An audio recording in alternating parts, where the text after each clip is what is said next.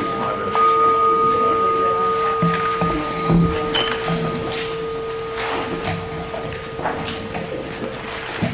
thank you to everybody. This is kind of a quick start, and so I really appreciate everybody being able to be here on time and to cut short, meaningful conversations.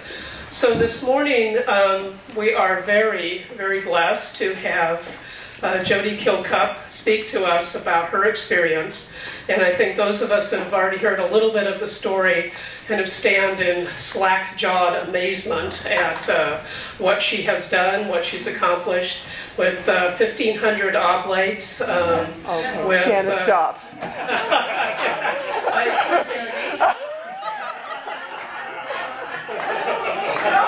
I just choked on my own heart. Janis! We obviously don't need to say more.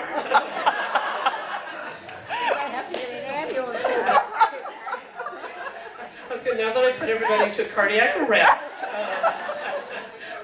I will thank Janis for sharing her miraculous accomplishments with us.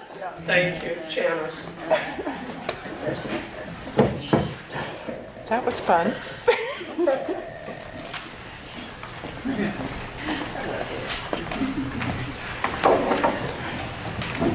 Well, I was thinking that the absolutely most miraculous thing had just happened. And that Jody was going to do this. I would have loved you for that, Jody. No. Okay, so Teresa says I need to hold this. So I will try to do that.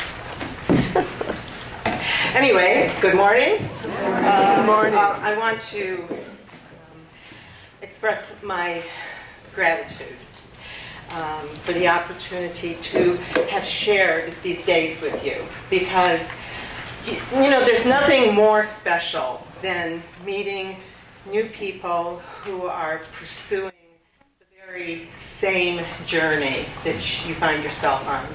And this is a unique group, because this group I think has a special charge entrusted to it from God and Saint Benedict and Saint Scholastica. So, so this is a wonderful opportunity, and I want to thank the sisters and the Oblates of St. Gertrude for their unbelievable kindness and hospitality.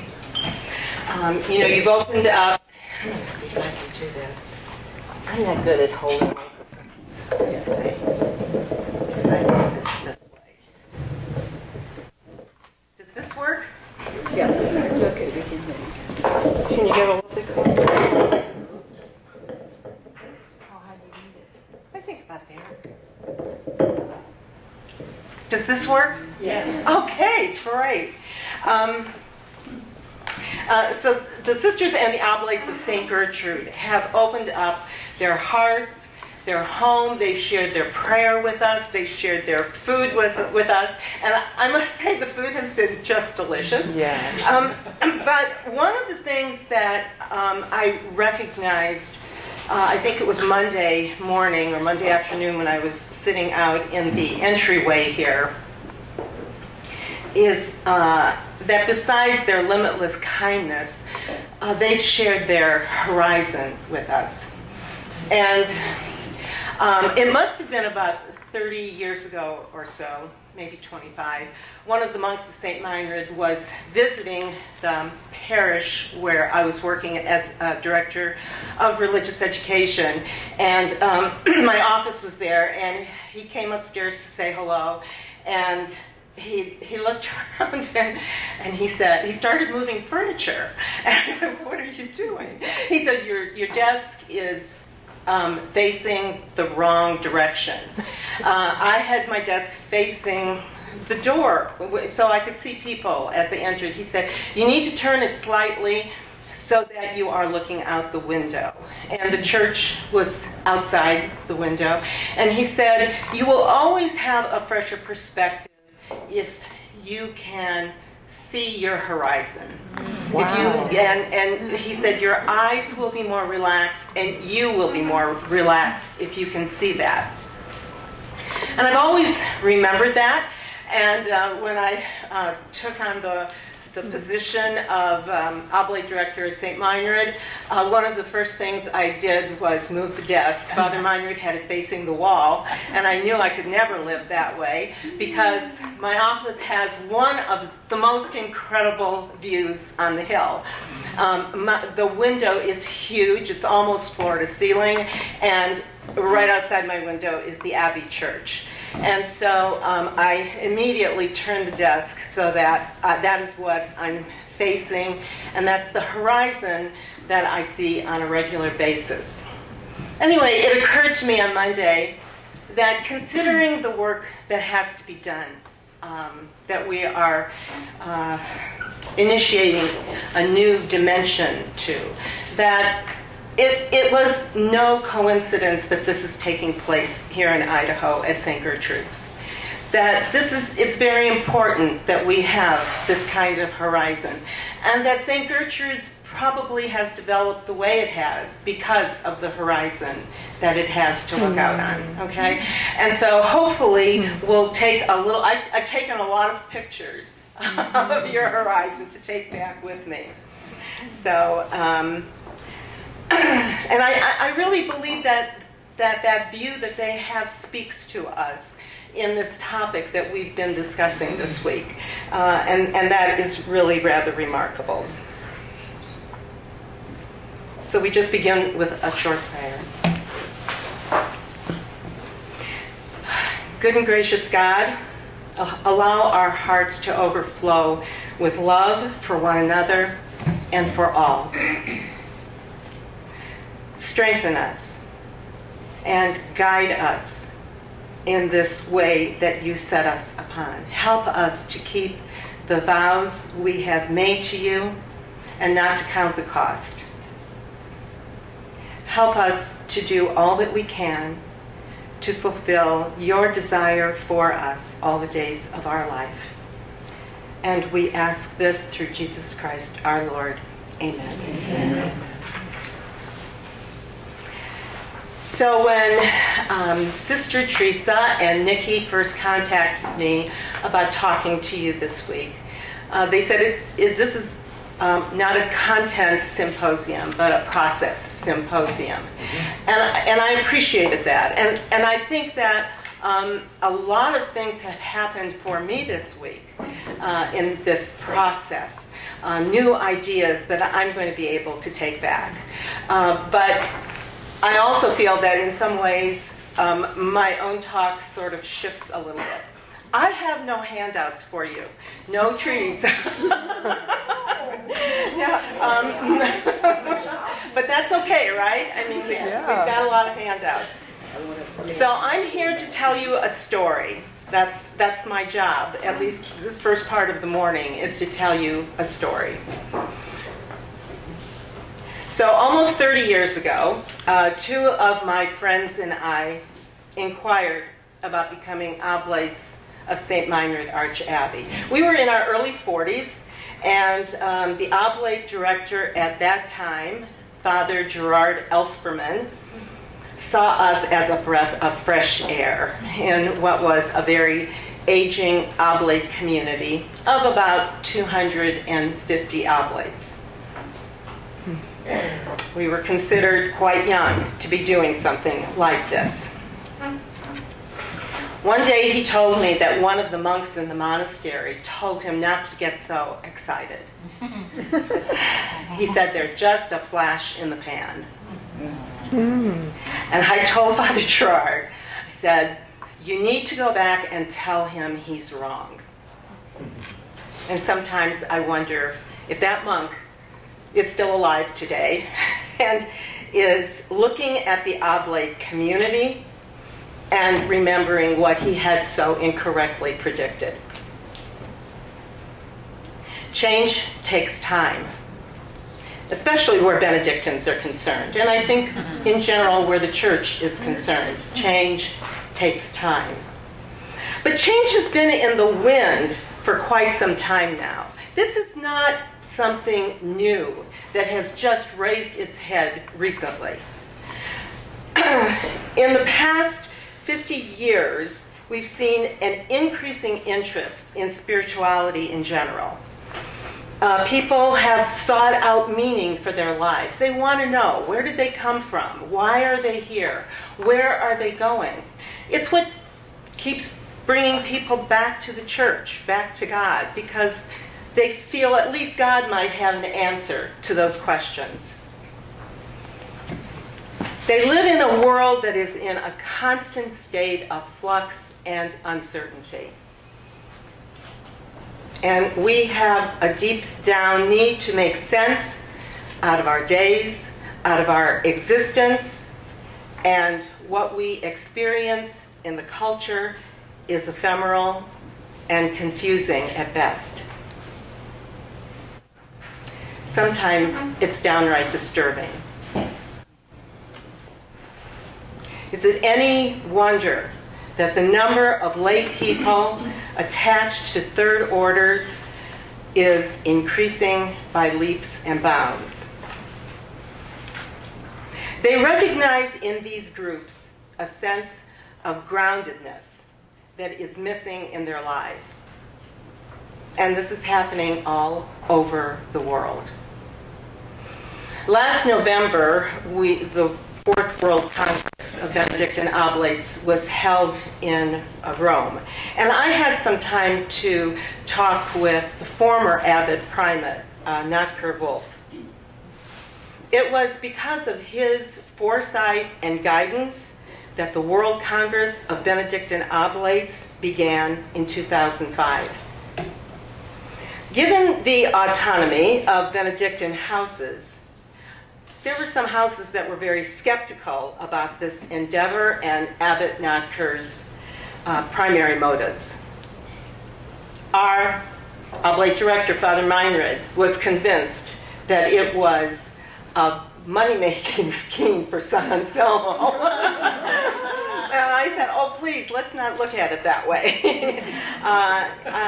So I asked Abbot Notker why he had begun this incredible, monumental initiative.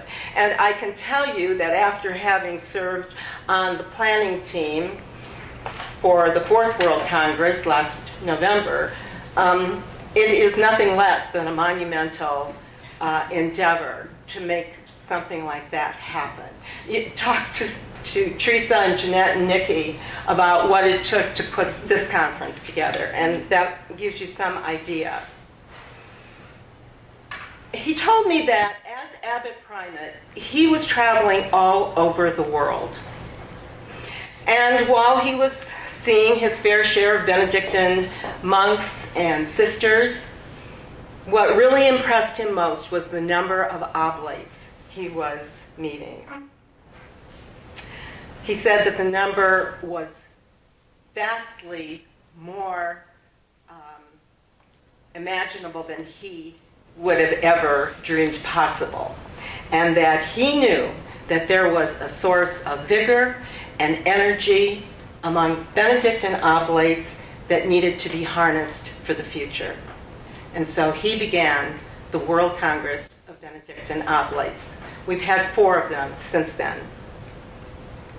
But even before that, before 2005, when we had the first World Congress, right here in the United States, a lot of change was taking place. In 1995, our former Oblate director, Father Meinrad Bruni, took an important step in helping to define the expanding role that Oblates would begin to play on the national stage.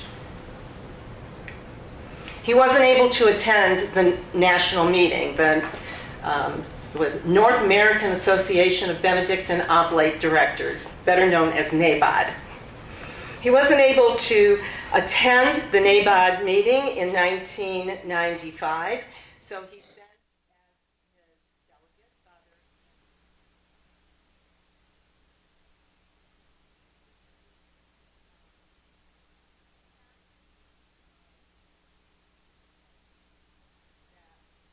The next NABOD meeting would be held in 1997, and that Oblates would be invited to participate. Up until that time, Oblates had never attended the national.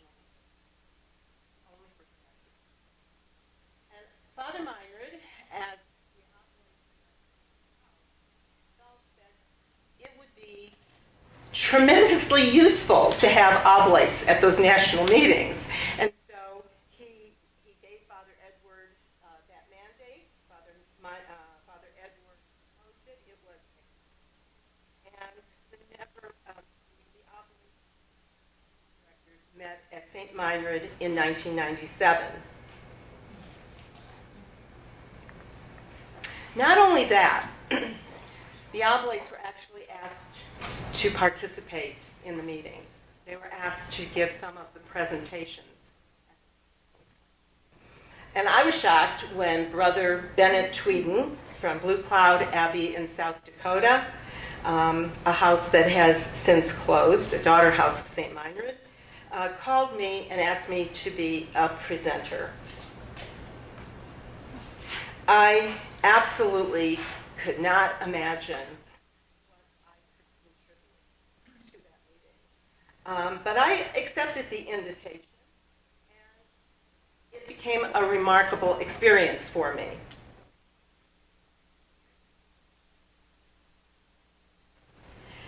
But preparing for that presentation had me putting down on paper all the incredible, meaningful ways life as a mother. It crystallized the fact that being Benedictine could be adapted to life outside monastery walls. As an oblate, I wasn't merely an observer and admirer of the community, although both of those feelings were very real. I was learning how to be Benedictine. I remember when I first visited St. Meinrad, I talked to the monk who was the prior at that time, Father Justin Duval. He would later become the 9th abbot of the house. He told me that becoming an oblate was not about becoming a monklet. He said it was going to be about enhancing the primary vocation that God had already called me to. It would be about becoming a better wife and a better mother. And that made an awful lot of sense to me. It was that Brother Bennett wanted me to share with all of the oblate directors who came for that meeting. He knew that it was important for them to hear how this way of life was working in the daily lives of people living in the secular world. However, as I said before, change does not happen overnight. It took 20 years constitutional amendment for NABOD to be voted upon, ensuring that oblates would always be. For 20 years, it was a sure thing. The members voted again on whether or not to exist at the next national meeting. A lot of times, those around that point were very heated.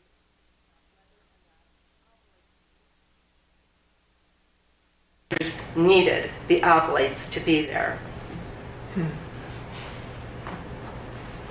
In 2013, Father Meinrad proposed that an amendment to the Constitution be submitted that would make the participation of oblates an ensured part of the national meeting.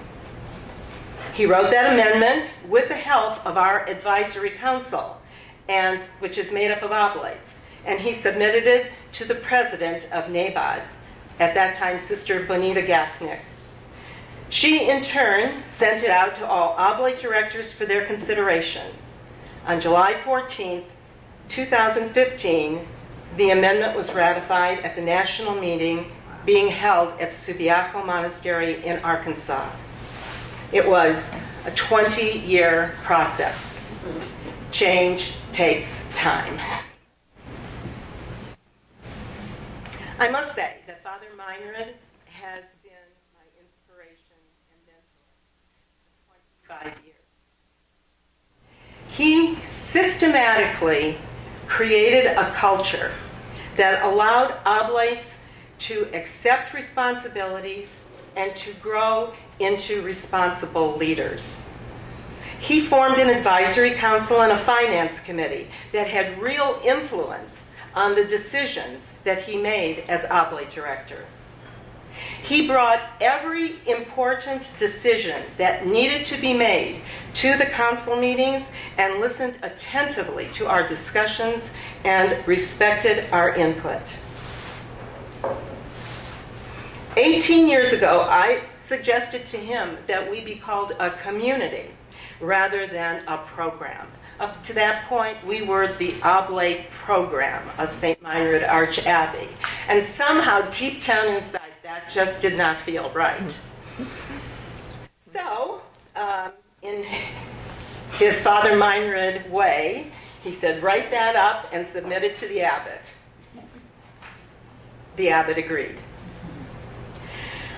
I had said that a program has a beginning and an end. A community has an ongoing life.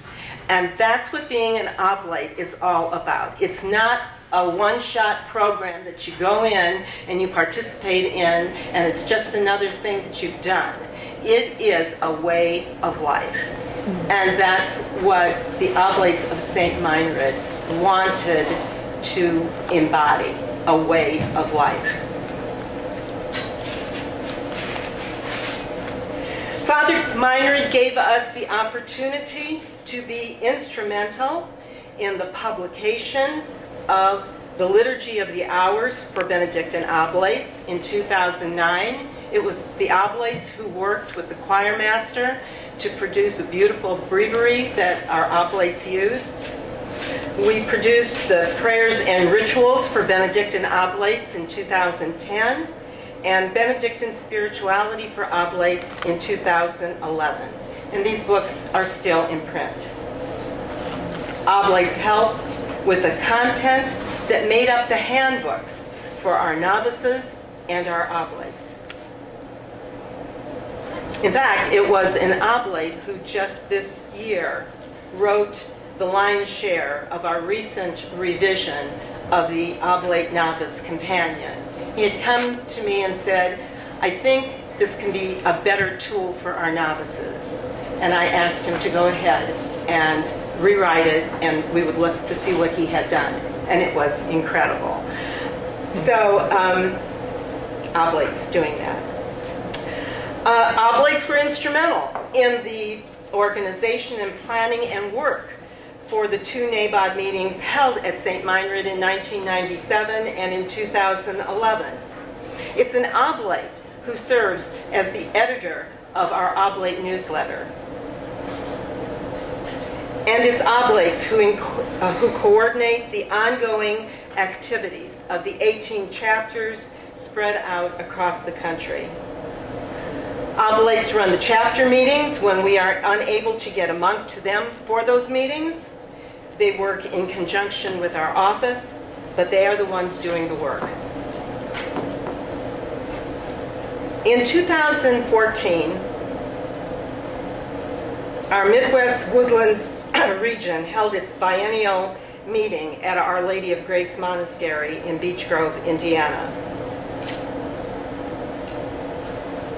I attended most of those meetings and would sometimes leave just a little frustrated when we seemed to be on the cusp of beginning something new for our region, something that had real meat to it, only to have the meeting wrap up with talk of what we might do in the future.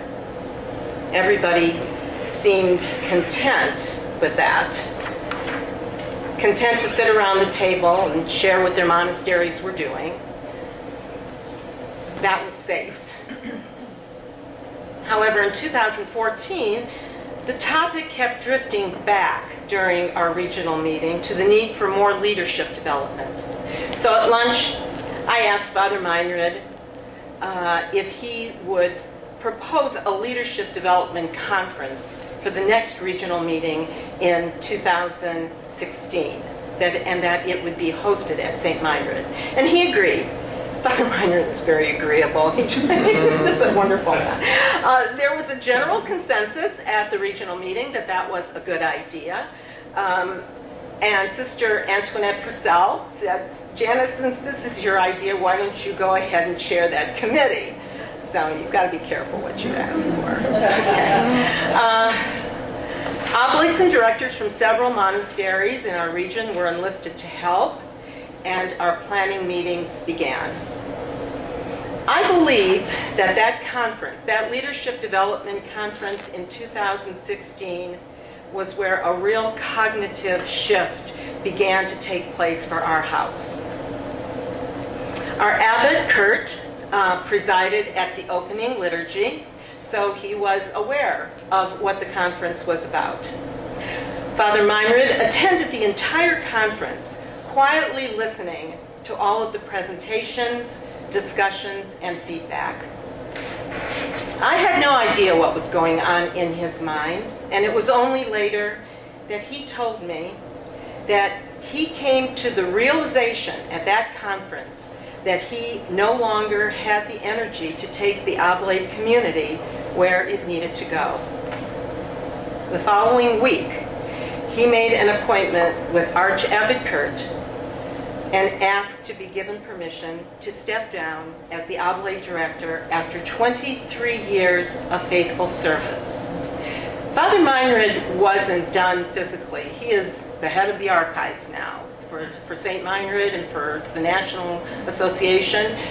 He's a man of incredible energy. But Father Meinrad knew that his work with the Oblates was done. The abbot agreed. He accepted Father Meinrad's request to step down, reminding him that monks never really resign or retire, giving him a brief sabbatical so that he could have a little bit of rest before he was given a new assignment. But he also told him at that time that he did not have a monk that he could free up to take on what had become a more than full-time role. Father Meinrad was the first full-time Oblate director that St. Meinrad ever had. Before that, it was considered a part-time job. Father Meinrad took it from 300 Oblates to approximately 1,200 during his 23 years. So he was the full-time Oblate director. We have had Oblates for 100. This coming March, it will be 140 years that we've had Oblates affiliated with St. Meinrad. The abbot told Father Meinrad that he had been much impressed by the regional conference and that it was his intention to hire a lay person to be the next Oblate director.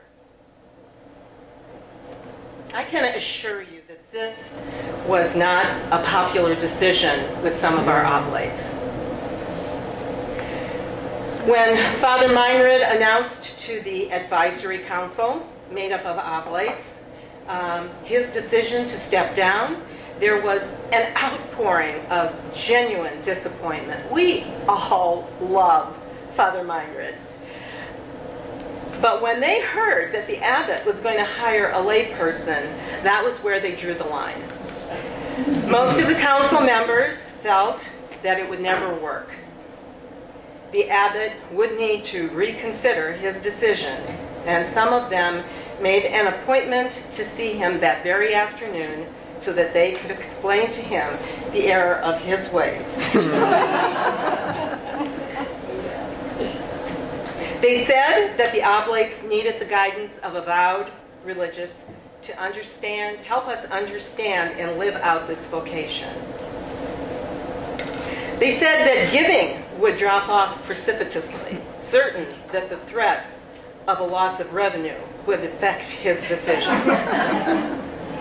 Certainly he could find a monk to be the Oblate director, even if he had to have a layperson take on the role as executive director, someone who would do the administrative work. A couple of them pulled together a job description for such a role and submitted it to him. Abbot Kurt did not change his mind. I heard Father Meinrad making his announcement to the council, and I had a gut feeling that change was upon us, perhaps because of the work with the region. I wasn't shocked by the abbot's decision. This seemed to be the next obvious step.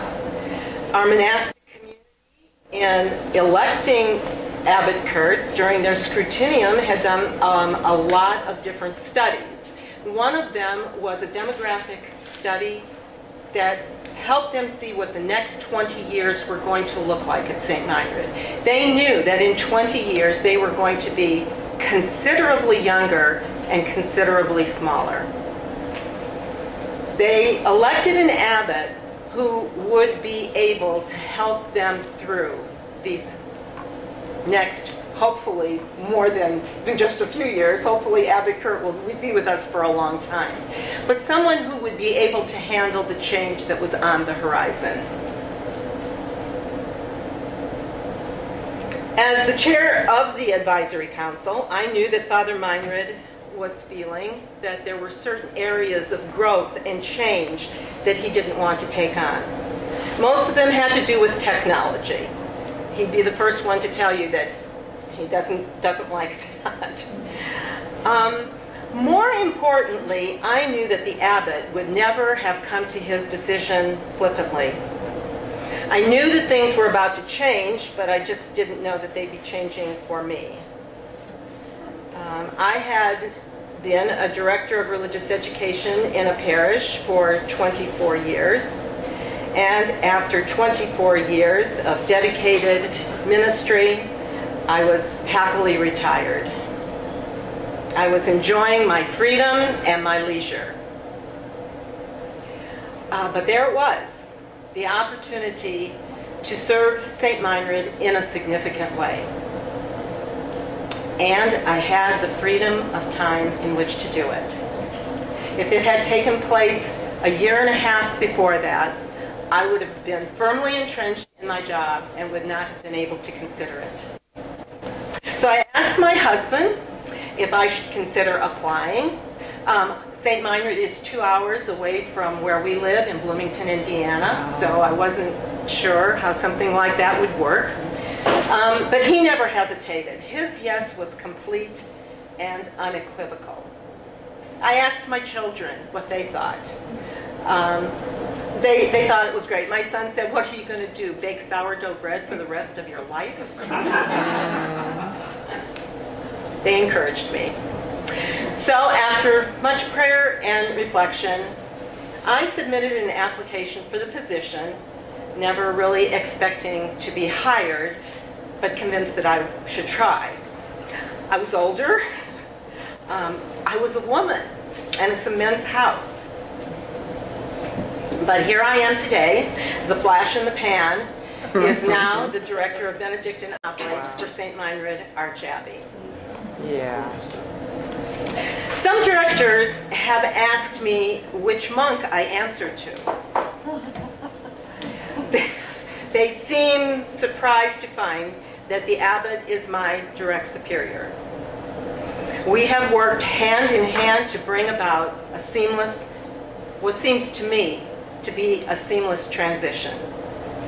Father Meinrad stayed on for 6 months, mentoring me as he turned over the various areas of responsibility. Every time someone walked in the office and looked to him for answers, he introduced me and told them to talk to me instead. He was my primary guide, gently nudging me when it would help, and then completely absenting himself from the office and oblate activities so that I could establish myself in his stead.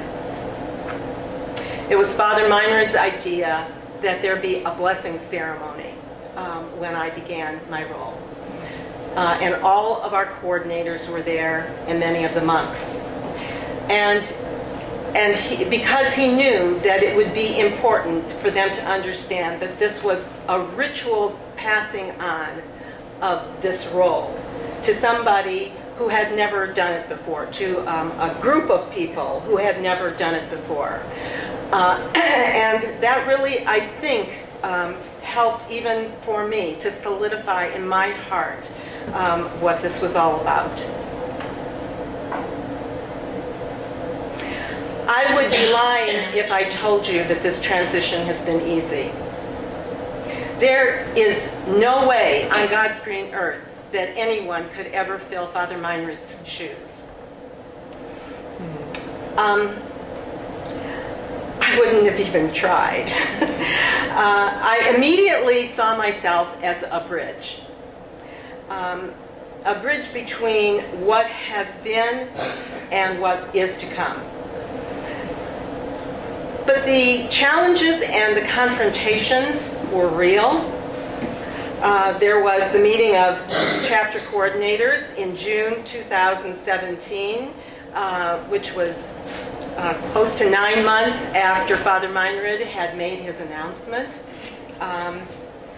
One of them said we were not addressing the elephant in the room and that we needed to grieve what we had lost. She said that the Oblates in her chapter felt abandoned by Father Meinrad. There was the Oblate in New York who told me that she needed a monk in a black habit as her director. There was the Oblate who wrote to Abbot Kurt, not once but twice, to say that she certainly hoped he didn't have any idea of allowing me to do any of the teaching for the Oblates. But there have also been numerous instances of Oblates calling or writing notes of loving support and encouragement. There have been Oblate directors who have done the same. There has been excitement over new directions and initiatives, and the number of novices and Oblates continues to grow. When my son was little, he was having a little bit of trouble riding his bicycle. I hadn't felt confident enough to take off his training wheels. So the kids from the neighborhood came over one day and said they wanted to take him to the park. And they didn't want me to go along with them. So I said, okay. When they got him there, I found out later on, they took off his training wheels and they pushed him down a hill. Michael came back riding his bike with all of them running behind him and cheering. Oh my gosh. Oh my gosh. I told our coordinators at that meeting last June that the abbot had just taken off our training wheels. And now we just had to ride the bike. We have worked together at St. Meinrad, the monastic community and the Oblates, to bring about a new reality. In some ways, it's a stronger one. The monastic community itself is perhaps more involved than it has ever been before, with monks serving as deans for our 6 deaneries that we have designed to include our 18 chapters. The abbot now presides at all of our investitures and oblations 4 times a year. And each of those days it's a day-long festive celebration of the continued expansion of the monastic family. On each of those days each year, the new Oblates, not the novices, but the new Oblates, sit in choir with the monks at Vespers and are called forward by name and location and their Oblate name for a special blessing by the abbot in the midst of the entire monastic community. This is something that has never happened before with the Oblates. The first time the abbot presided at our rites, this was September of last year, he said, "The monastic family welcomes you." So when I talked to him a few days later, I thanked him profusely for having been there and done that for us. I said, but there was that one little sentence when you said, "The monastic family welcomes you," and there were 2 monks there. And I said, that hardly carried through. And so I said, so I have an idea about what we might do the next time around. And I proposed the idea of having our newly professed Oblates, and that's his word. He says that we are professed Oblates. We had never used that word before. That our newly professed Oblates sit in choir at Vespers, and he agreed. After he did it the first time, the monastic community processed down to the shrine of Our Lady of Einsiedeln to sing the Salve Regina. As they were coming back and processing back into the monastery, he stopped at the choir stall where I was, and he looked at me, he said, when do I get to do this again? And to me that spoke volumes of his support, that it wasn't something that he just felt he had to do, but that it was something he had actually enjoyed doing.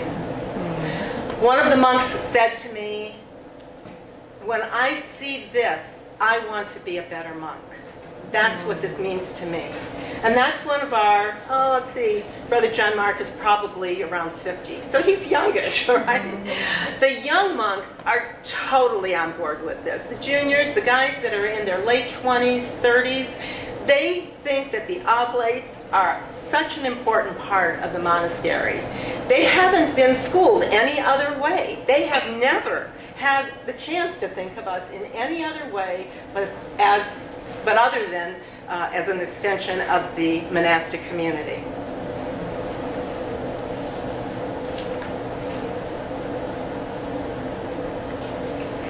We have Father Joseph Cox, who is our Oblate chaplain. We have Brother Stanley Wagner, who now serves as our novice mentor.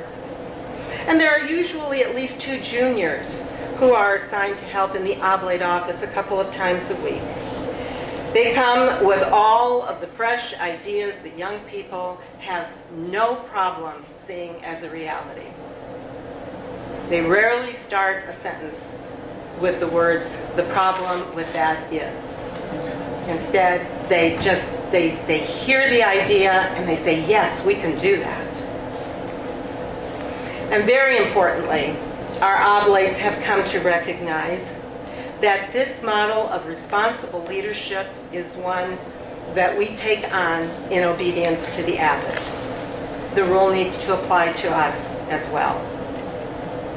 It's been 2 years since Father Meinrad made that visit to the abbot, asking for permission to hand on the Oblate community to someone else. The people on the advisory council who were convinced that it could never work with the layperson at the helm have come to see the exciting possibilities that this new model affords. We have been recognized by the monastic community as adults who are Oblates living in the world. We are not there simply to run errands, although we are more than delighted to help out in any way that we can when they ask us. I told our coordinators that the monastery did not owe us a monk as an Oblate director. We were the ones who had come seeking this life, asking to be taught how to live the life. The monastery is responsible for our formation in that life.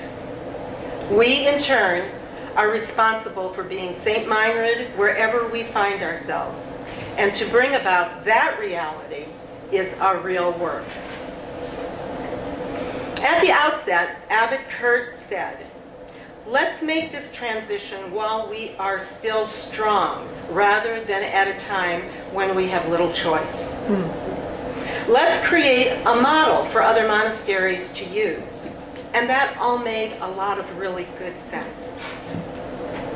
It is taking the existing energy that Abbot Notker recognized and putting it to work for the benefit of both the monastic community and the world. Oblates can be such a source of strength and creativity for their communities. I told Abbot Kurt that I had brought 2 children into the world, not to hold on to them, but to give them a value system and then to let them go. I said that this is how we needed to approach our Oblates. We do not need monastic groupies at St. Meinrad. We do not need people to just come there and hover around and rub shoulders with the monks.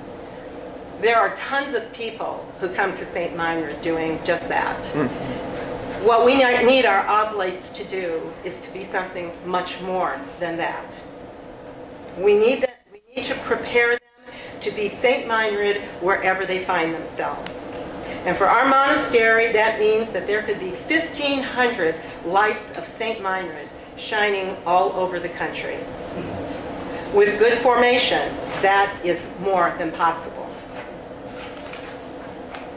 Over all my years of working with Father Meinrad and soaking up his experience, I repeatedly experienced his openness to new ideas and a complete respect for our contributions to the overall planning process for the growth and enhancement of our vocations.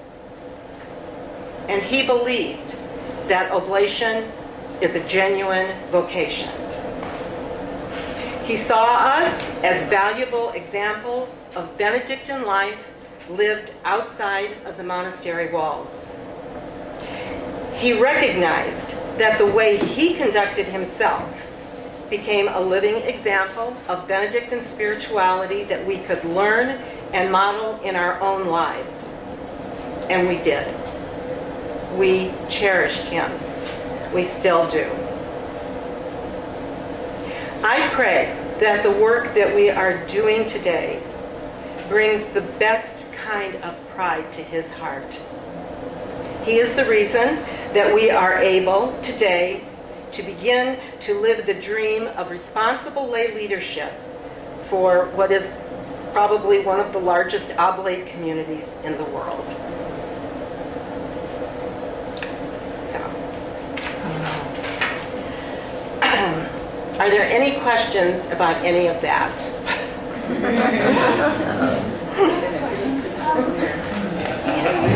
Refer to your Oblate program as a program. What do you refer? Oblate community.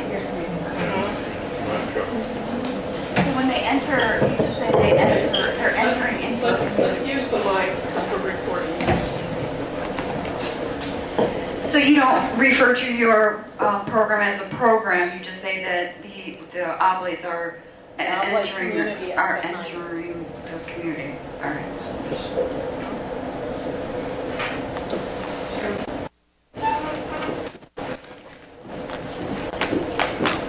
So I was very curious, you had said that oblates are given names. Can you say a little bit more about that? We all take a name at oblation. And so when we make our oblation at the altar, my name that I took was Sophia. And so when I am making my oblation at the altar, I say my complete name, Janis Sophia Dopp.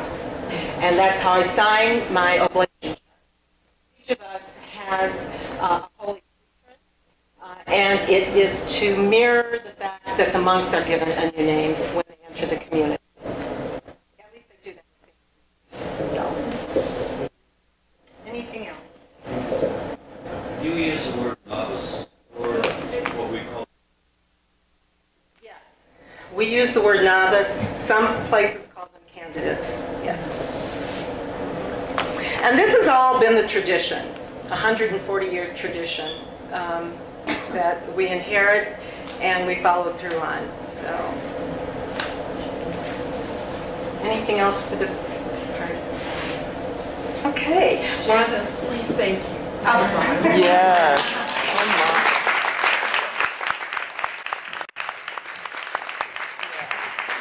My goodness.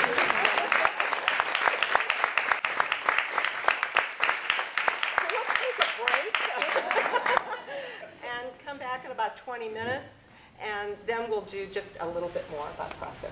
Or do you need something here? As we take a little break, As we take a little break, we have a gift that was given to us from our Puget Puget Sound Oblates. Oblates at Puget Sound, sometimes known as oops. This is not an oops. At any rate, Tamara Lamb delivered for us a treat from Oops, and it will be on the table back here. There are 2 versions. There's enough for each of you to take one of each. Wow. Enjoy with your coffee or whatever. Oh, companionship.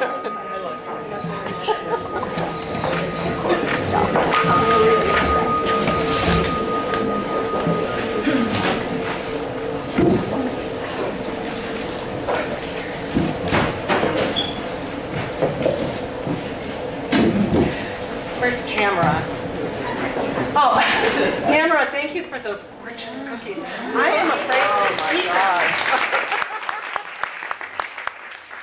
I want to take them home and show them to somebody at St. Meinrad. Maybe we can do something like that. Can I say one thing? So people asked about where to get them. So I just emailed her. She was getting them. Oh. So I'll put her contact information up under the board, probably between lunch and when we get together next That's month. great. With the price, it is. She said it will be expensive because of because of breakage. So she has to pack them really quickly. But I will put all that information up there and all of that stuff. Wow. Thank you. That's a blessing. Thank you.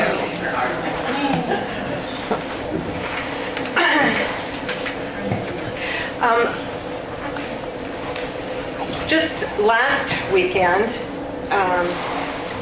this past one, the one before that, I keep forgetting how far we are into this week. But just this past week, what was it? The September 30th, 1st and 2nd, our region held its second Leadership Development Conference in the series. And it seemed that every monastery that was participating, both men's houses and women's houses, were in a different place, considering the development of this emerging theme of shared leadership. And that's the way our region looks at it, as shared leadership. That is the way it seems to be most accessible for the greatest number of houses. There were vastly different sizes of monastic communities, of numbers of oblates that they had affiliated with them, and of available resources. At the end of the first phase of that conference in 2016, the participants were asked to continue the conversation and begin to develop ideas of change that would help them move forward in creating a more integrated relationship between the monastic communities and their oblates. And while dialogue is effective and a critical component in this process, it can also be a safe stopping point. One of the goals for Phase 2 in our region was that they would all decide on concrete ideas that they would take home and begin to develop. And we've been working on that this week for our own houses. And a major theme that emerged at this most recent conference was the need to adapt. And there's no group that endures for over 1,500 years without the ability to adapt. So I think it's built into the DNA of Benedictines to be able to adapt to their environment in a way that respects the rule and promotes a life that embodies what Benedict taught. One of the participants at the conference was Sister Bonita Coffey. She is at St. Scholastica, I believe, in Chicago. And it was like day 2 of the conference, she just all of a sudden had something really important to say. And she just popped up and she said, I think that from the beginning, Oblates should have been welcomed as members of the community, because we were talking about what we should be calling this relationship.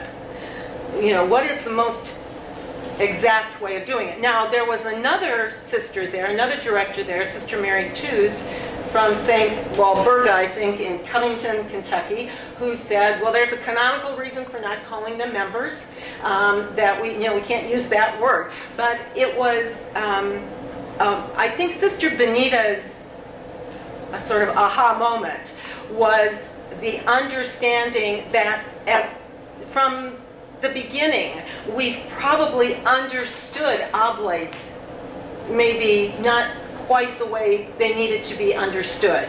The relationship itself, that maybe we needed to have a clearer embrace of what this relationship is. And that too is something we've been talking about this week.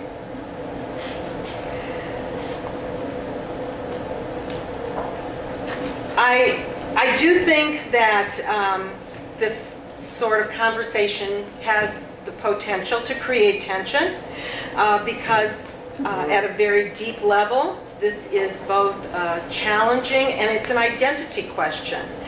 I don't know if our oblates really have ever been asked to think about who they are.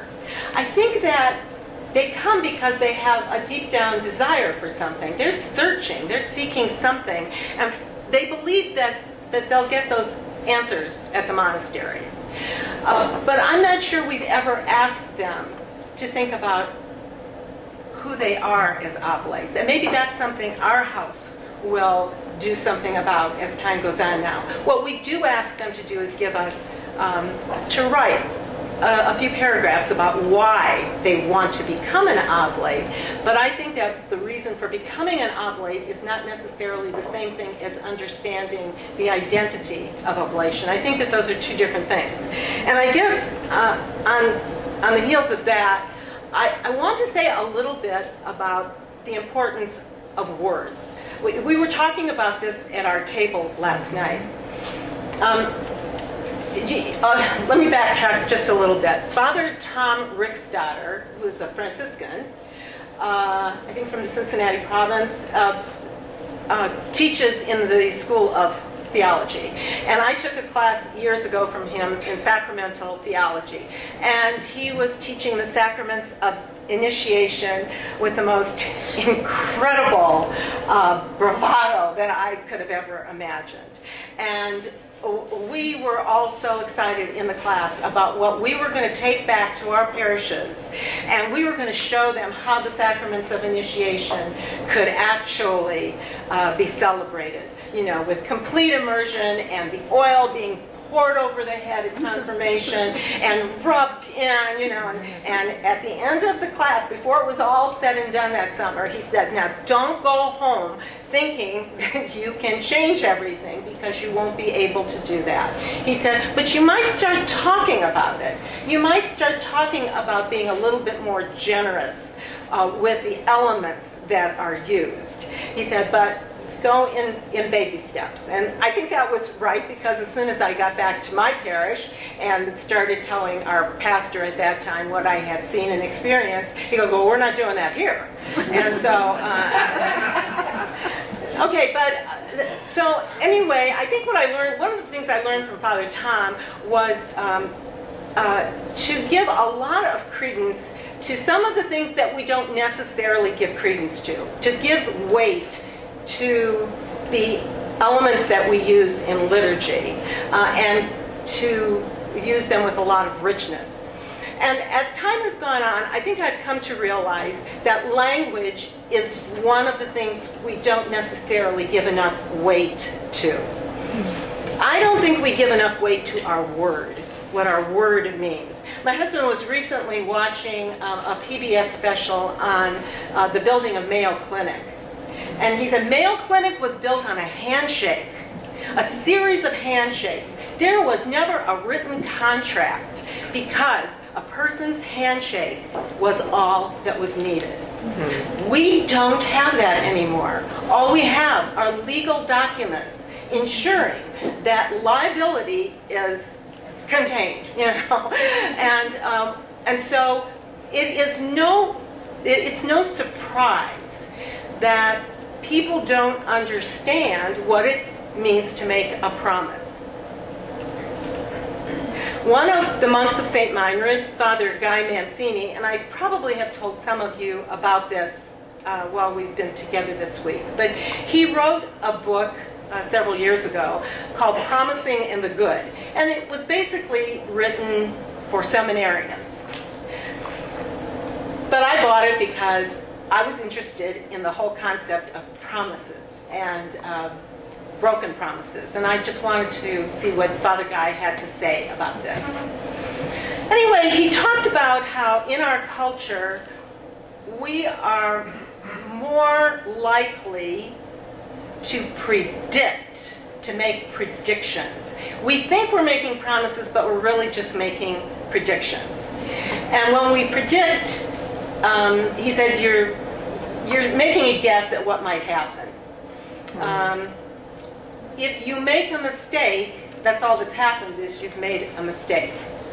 He said you can predict the weather, you can predict a horse race, but it's no big deal if it doesn't turn out the way if I had predicted last night that it was going to rain today, nobody would be upset that the sun is shining. So that's a prediction. But he said that is how most people look at what will happen when they give their word. That and that is an incorrect way of understanding what it means to make a promise. He said to make a promise is a totally different concept. He said it comes from the Latin promittere, which means to send yourself forward. And he said, then, when you break your promise, you haven't just made a mistake, you have failed as a human being. Now, when our oblates stand at the altar of God, they are making promises. And that makes it a very, very serious step. Last September was the first time I was doing a tutorial before the rites. The abbot was conducting the rites. I wanted them to go smoothly. So we had a 1-hour tutorial so everybody knew exactly where they were going to stand in the Abbey Church and what they could expect. Anyway, I went with the people who were making oblation. I talked a little bit about the promises they were going to be making.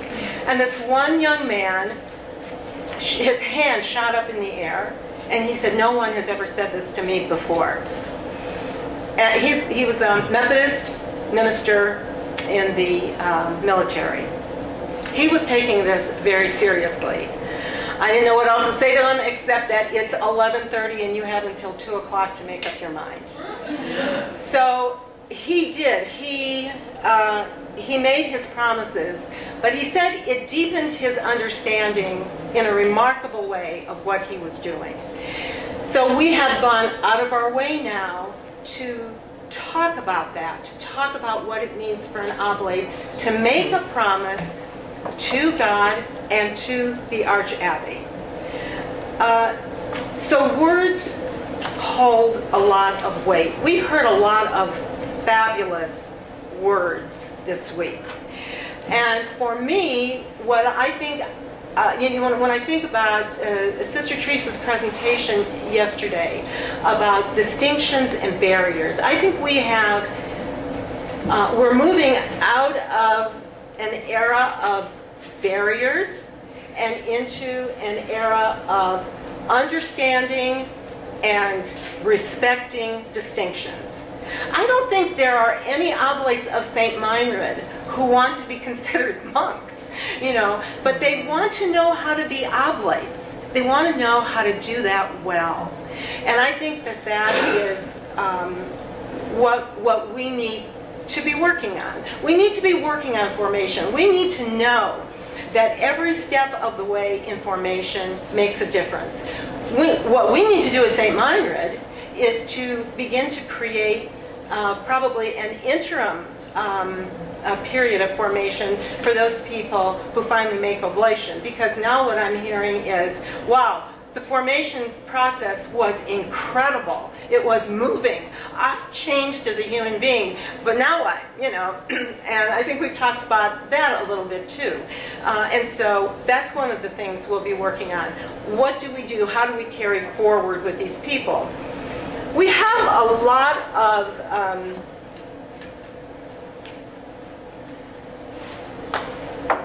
lot of processes in place for formation that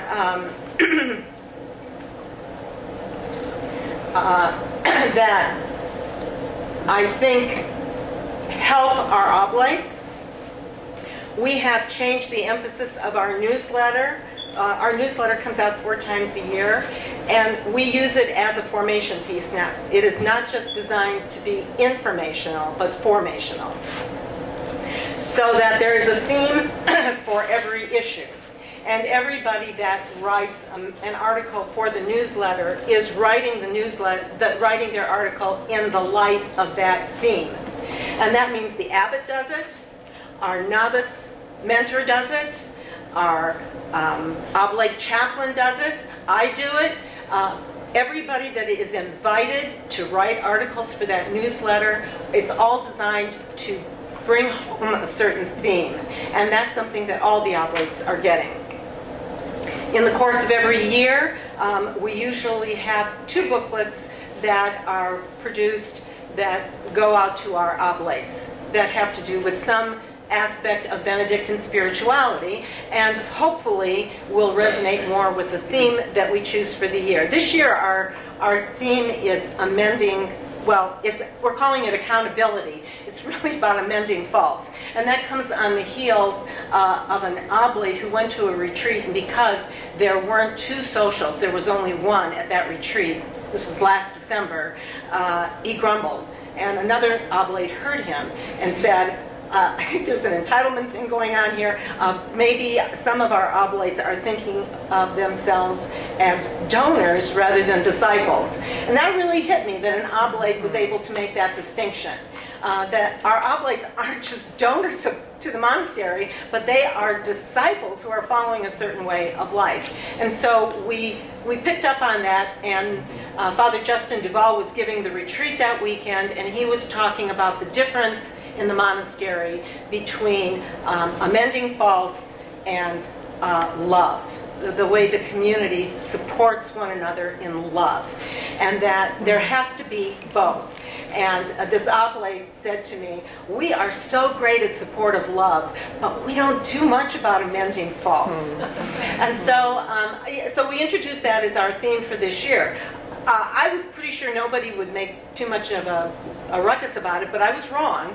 And the Oblates, when I went to New York for their retreat in September, they were very upset that we were going to be talking to them about maybe the faults that they were committing and how they could change all that. Until our Father Mateo, who was actually the presider or the presenter at the retreat, began to talk to them about amending faults in the monastery and how the monastic community looks at that and how important it is. By the end of the retreat, they were all on board with amending faults. But until you get people to that point where they're able to confront that theme head on, you know, sometimes you have a little bit of consternation because it isn't necessarily nice or easy to do those things. So anyway, I think that this language that we choose to use, excuse me,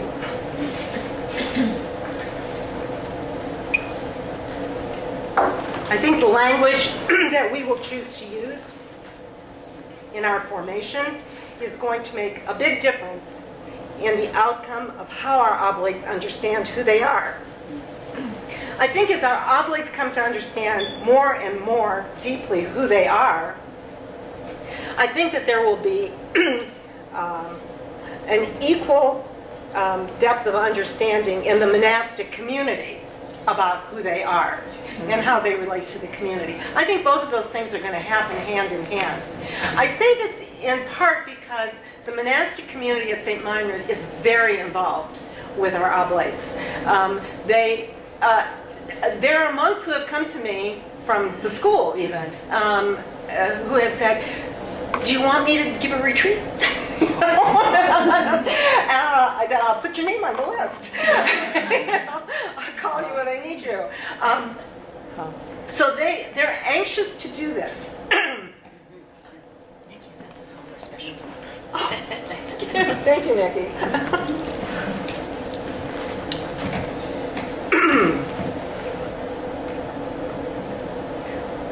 When we went to a process of defining what our formation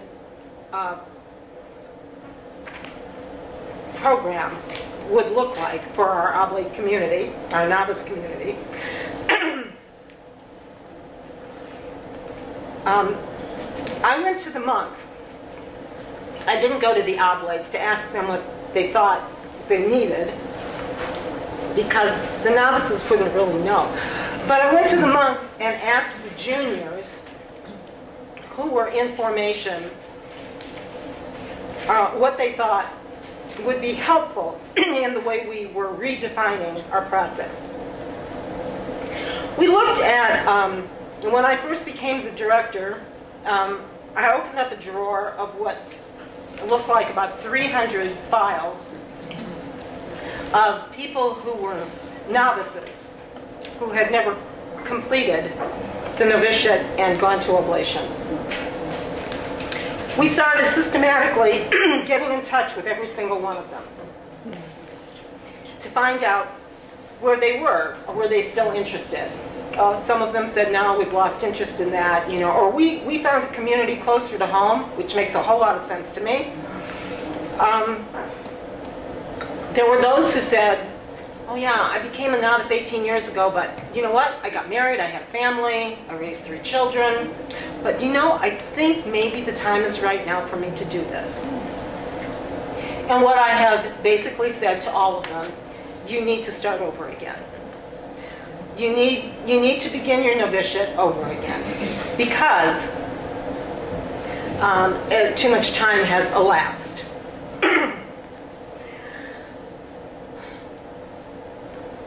The juniors basically said to me,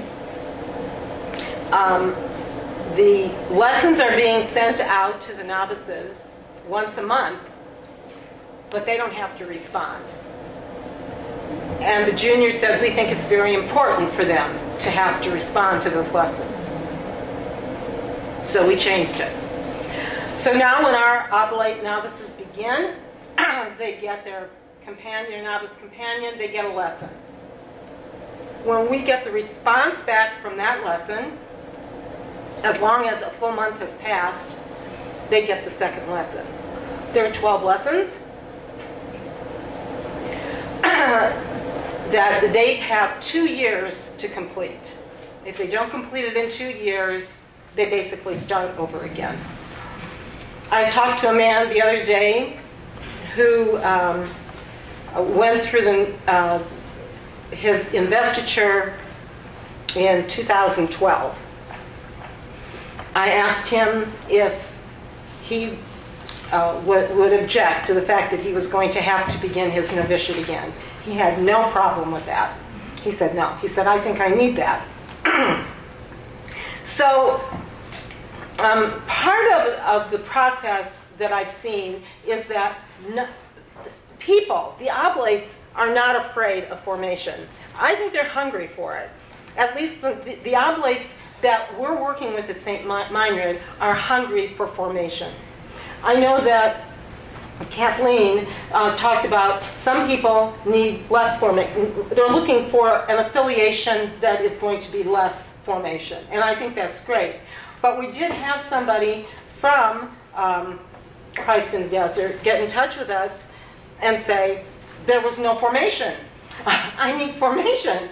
And so I think people will look and find the monastery that fits their needs the best. But we're saying that if you're going to affiliate with us, this is the process that you're going to go through. The other thing we added was 2 self-evaluations in the course of that year or 2 years. That after about 3 or 4 months, they write a self-evaluation, and then again after about the 9th lesson, they write another one. And what we're looking for is to see if they're using the vocabulary in their self-evaluations that tells us that they understand the lessons that they've gone through. The first time somebody sent back a self-evaluation was a young woman in Dayton who is a doctor in the military, in the Air Force. And she said, "Thank you so much for making me do this," because she said, "I know that I could have just gone through those lessons one by one and not stopped to consider how it was impacting my life." And so the self-evaluations help them to take the lessons and integrate them into their lives. And then we ask them before oblation to write a petition for oblation, because the juniors said, well, we have to write a petition to go through profession. They should write one too. And it's nice because it's something where they have to intentionally sit down and put into words why they want to actually go through the rite of oblation. Some people have said, well, what if people aren't very good at writing? Sometimes people aren't good at writing, but they're better at talking. They can, they can call us if they have to. They can use the speaker on their computers or their cell phones to send a response to us. In June, we had 16 new novices who came in. One of them is a guy who's a paraplegic, a young man who is completely helpless, except that he can think, he can speak, he has oxygen tubes running into his neck, he has almost no movement in his body at all. He never once blinked an eye when I talked to him about what the requirements were going to be. He said, well, I won't be able to write them out. And I said, this is not a problem. I said, can you speak them? He said, yes, I can do that. He said, how many times do you want me to come to the monastery during my novice year? And I said, well, technically you don't have to come back again until the rite of oblation, but I want you to be in touch with us. He has been in communication with me through emails. He is the most charming man imaginable, and this is something he just totally wants to do with his life. So for someone like him, for whom it's hard, he made the trip to the monastery for the rite of investiture without blinking an eye. His parents brought him. We had to work all sorts of creative things to get him into the church. He did not want to be on the side. He wanted to be right there in the semicircle of people who were going through the rite. The other people who were entering the novitiate were so good about making sure he had everything he needed. And there was such a feeling of community because of his very presence there.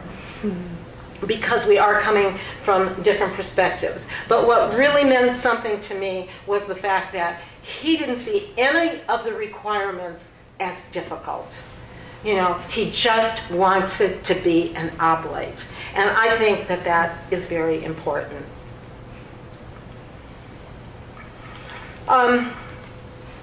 Yesterday, in the panel, Camille, is it Camille?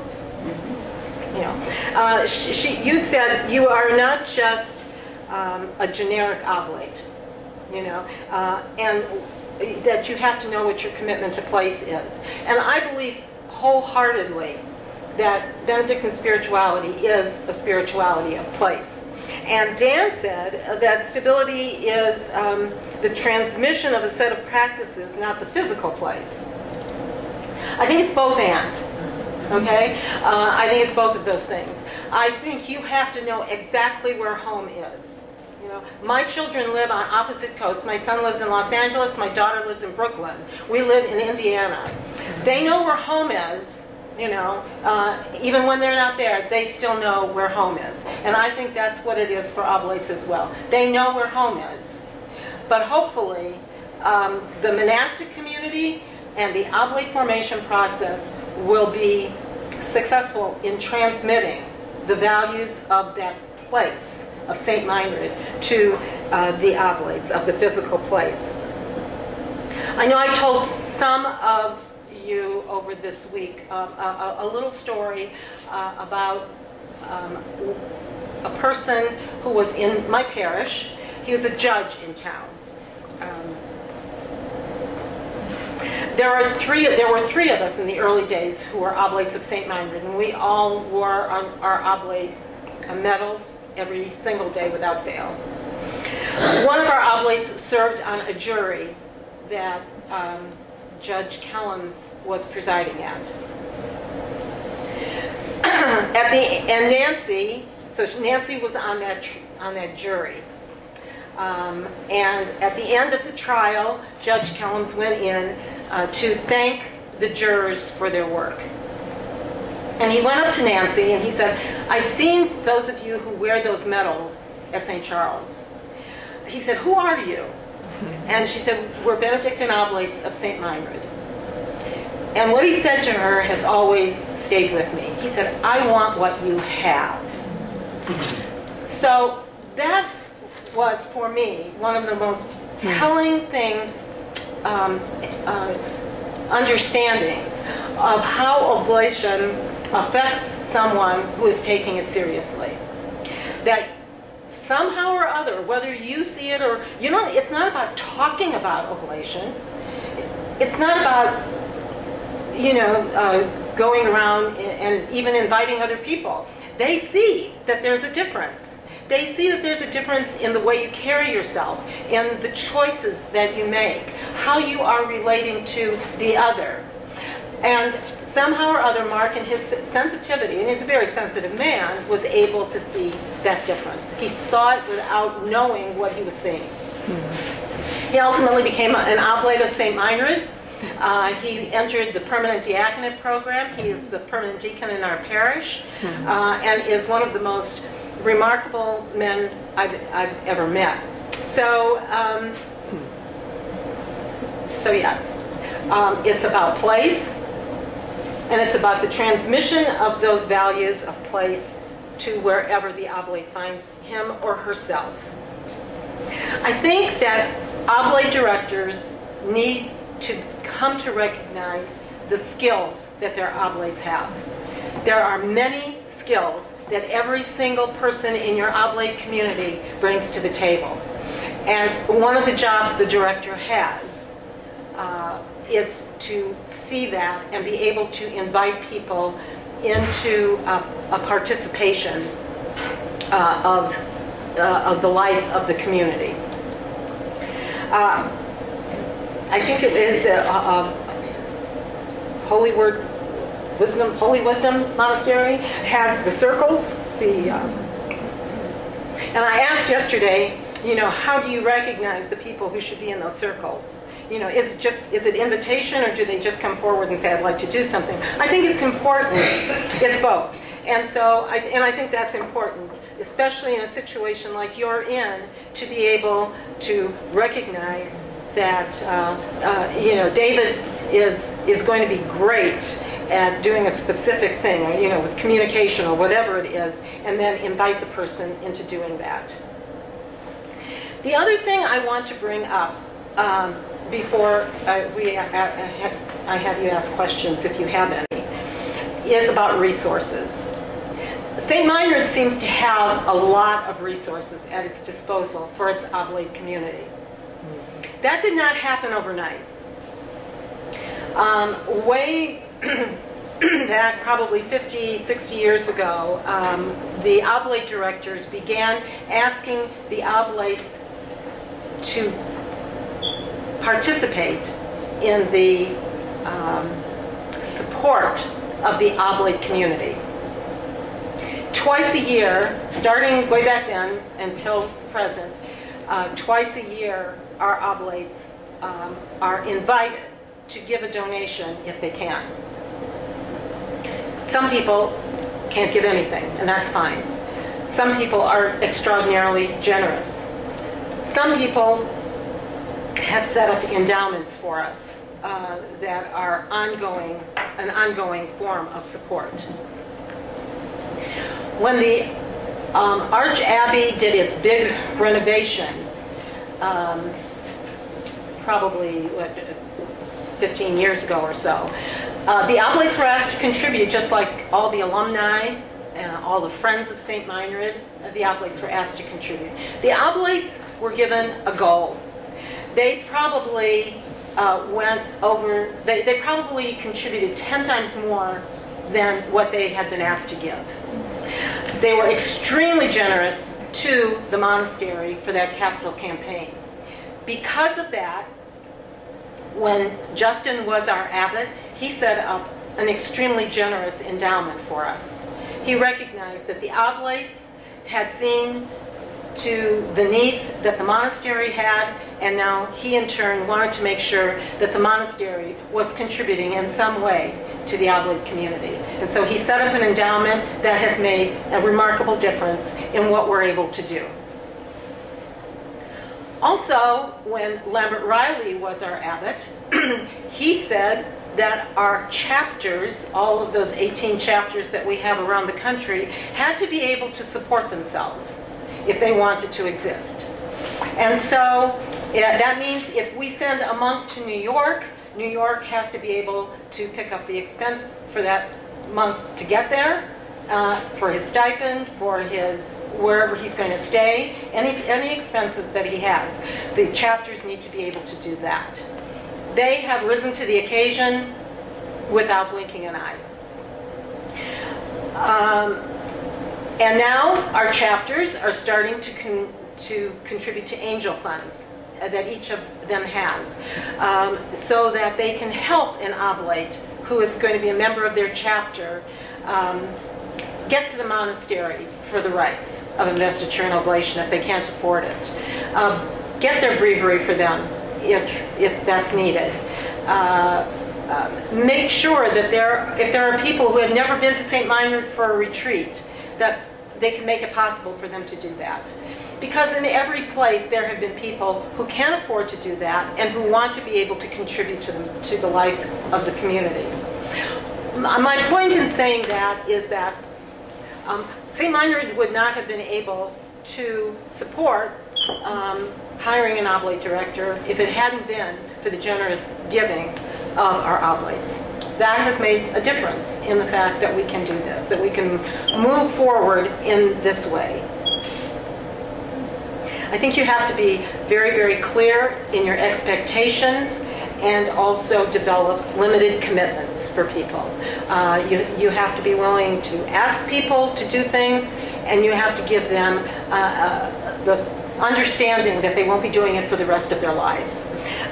So those are just some things that come off the top of my head that I think are probably really sort of crucial in beginning to establish maybe more intense formation processes and a greater definition of how the life of your community can be ongoing. So let me just open it up to questions that you might have. Bill? Is the chapter financial money kept by the chapters? Yes. And do they have some subordinated accounts? We have to be very careful. Yeah, we have to be very careful about how the chapters collect their funds. It can't look like St. Meinrad has 18 subsidiary bank accounts out there that are floating around for tax purposes. So I belong to the chapter in Bloomington, Indiana, and we have an account that we have set up, the people in that chapter have set up and are responsible for. We use those monies to pay for the expenses of the monk who comes. Monks come generally about 6 times a year to a chapter to do a presentation, to lead prayer, to answer questions. So I guess the answer to your question is yes, the chapters are responsible for their own funds. But the basis of the question has to do with that money that one would give to the chapter would really be a charitable donation. And some of us who pay income tax use that as a way of pumping the money that we give. And I'm wondering, do you have like a corporation that you set up? I would have to say that the funds that let me back up. I think that the Oblates give the lion's share of their donations directly to St. Meinrad Oblate community. Okay? What they give to the support of the chapter is going to be nominal compared to that. Yeah. But do they get tax receipts? I would have to ask the person who's the treasurer for our chapter. I don't think I've ever gotten one. But then I don't know that my donations have. Usually we ask in our chapter, people are asked to give a $50 donation every year for the support of the chapter. And there's probably about 45 or 50 people in the chapter, and that more than covers our needs. But by and large, the people in the chapter are giving their bigger donations directly to the monastery. When the persons make a donation directly to the monastery, is it designated for the Oblates fund? Yes, unless they choose otherwise. Correct. They can say, this goes to the Oblates, this goes to the building, this goes to the general, whatever. Yes.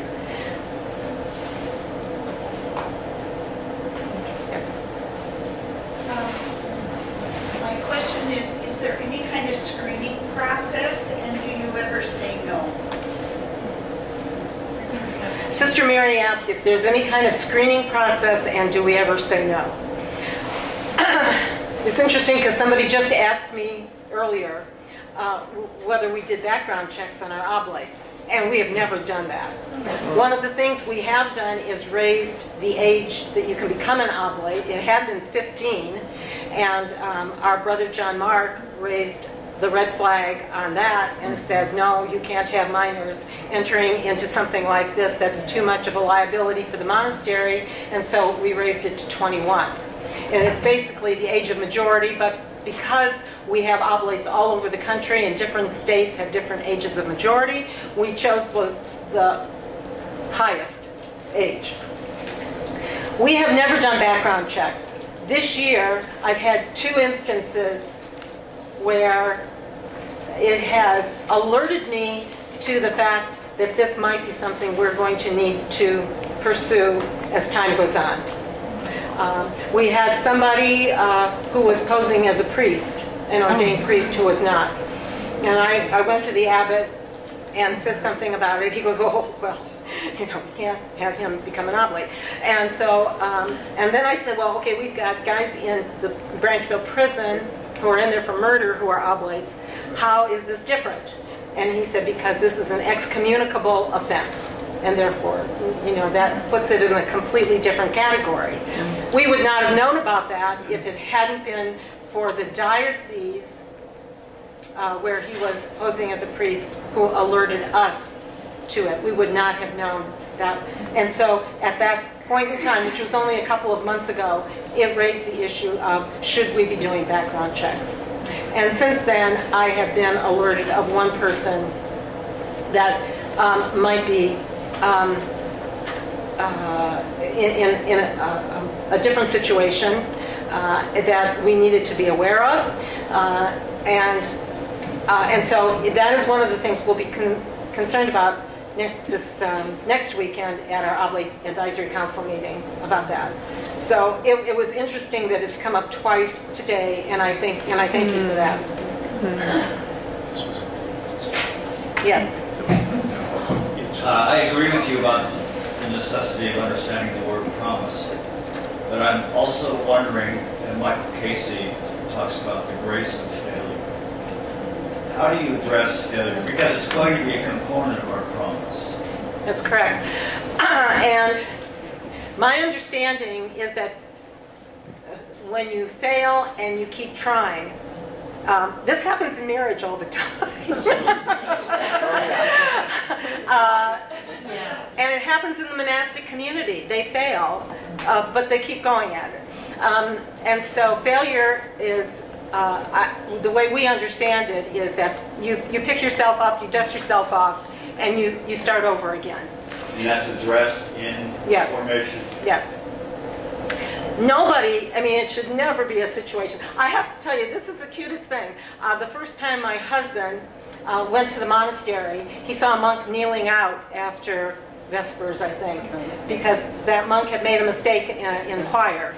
And so he knelt out in front of the ambo, and the monks passed him by quietly and went into the monastery, and then he got up and went in. And Jack said, "Whoa, that was really heavy." He said, "What was going on there?" And I told him, and he said, "Seems a little archaic to me to have to do something like that." I said, "Well, there's a bright side to this." I said, "Once the monks pass him by, they can never bring that up to him again. It's done. It's forgiven." So I think probably 3 or 4 months went by, and I was washing dishes one day in the kitchen, and Jack came in and dropped to his knees. "What are you doing?" He said, "I'm kneeling out." And so I said, "Get up." He said, "No, I have to tell you what happened." And so he told me, and I said, "Okay, just get up, get up. This is just so long." And he said, "Not until you forgive me." And so I said, "I forgive you. Please get up." And he got up and he said, "Now you can never bring it up again."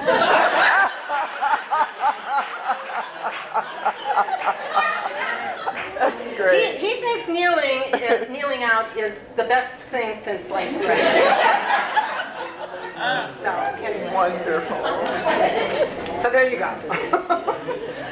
Yes, Stephanie. Janis, I have a question kind of along the lines of the background check when we talk about technology and social media. What about checking people's social media pages, and do you talk with your oblates about how what they post can be attributed to them as oblates and to their monastery? Boy, I think that is a fabulous point that you are making, and we have not done that. We have been very careful to say to Brother Stanley, who's the novice mentor, you have boundaries. You cannot be Facebook friends with the people who are novices. You know, we have been very careful working with our development office in who takes care of our Facebook page. We know it's somebody he's a lawyer. He understands the ins and outs of all of those technicalities and all those legalities, and he's the only one who posts from the monastery. But you bring up an extremely good point, and that's something I will take to our advisory council, because I think that can be a real issue. Yeah. So you're saying basically, do we have a way of sort of policing the websites or the Facebook pages? We're asking, do you look at, because a lot of employers do that now. They go to people's social media pages and see what they're posting. So do you ever? We have never done that. And I'm not sure how we would do it, considering the number of oblates we have. But I think at the very least, there should be some way of some document that they would sign that would release us from liability in that event, and that is something to be addressed. So thank you for bringing that up. Janis, I kind of want to address do we ever tell anybody no in the social media? I think there's background check type issues, but then there's simply, does somebody have the commitment? Do they have maybe the social skills? You know, how would they be in a group? That sort of thing. It's the soft stuff that's not going to show up on a background check. But there can be folks that can be very disruptive in a local group. You know, not because they're not good people, but they're just dealing with issues that make them very hard to be part of the community. And so I think that checking the social media pages sometimes can be the equivalent of a background check. And I know that in our community, we have told people this does not look like it would be a good fit for you. We have had people that, you know, may go through a novice year, and particularly if they aren't committed to that, if they just don't seem to get what this Benedictine spirituality is about, will say, you know, we're really sorry, this just does not seem like it would work well. I don't know that I've ever had that particular experience yet. I've only been at this almost about 2 years. So, however, I think it would be difficult. I think that would be much more difficult to navigate those waters than it would be to navigate the waters of background checks, which are, you know, you have something to point to. And whenever I've encountered somebody who's been particularly difficult for me personally at the monastery, I have always remembered the words of Father Gerard Elsperman, who was my first oblate director. And he said, always be attentive to and sensitive to the little people. And it has helped me remarkably along the way. Because what it makes me do is try harder with the people who are difficult for me. I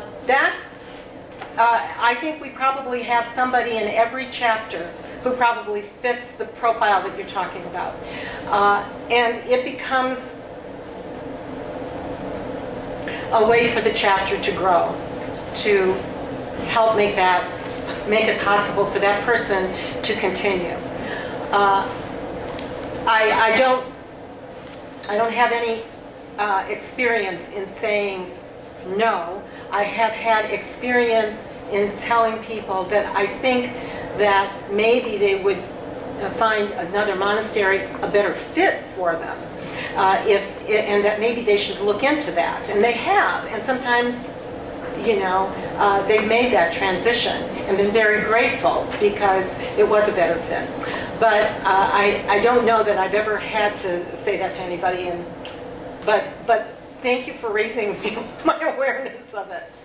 Okay, I guess there's Mass now at 11:30. So I will be very happy to answer any questions that you have in the course of today and tomorrow. Thank you very much.